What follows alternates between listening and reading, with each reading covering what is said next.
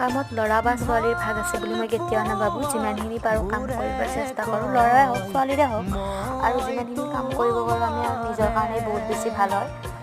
আৰু ঘৰৰ চোতালত মাটি পেলাইছিলে, সেইখিনি দেউতাৰ লগত কৰিলোঁ। দেউতাইনো অকলে কিমান কৰিব, অকণমান সহায় কৰি দিলোঁ। কাম কৰি অকণমান বহিছোঁ। তাৰপিছতে চাওকচোন মই হাতত পানী জ্বলা এটা পুতিলোঁ। আৰু গধূলি বনালোঁ মই বন্ধাকবিৰ পকৰি।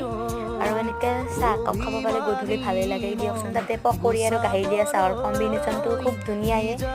তাৰপিছত গধূলি খাই উঠি ৰাতিৰ কাৰণে যোগাৰ কৰিলোঁ। ৰাতি বোলে আমাৰ ভণ্টি বগীয়ে বনাব মাংস আৰু পোলাও। তাই নতুনকৈ চখ এটা হৈছে ৰন্ধাৰ, মোৰো আছে এইটো চখ। তাই মোক দেখি দেখি তাইৰ গাত বেনো আহিছে।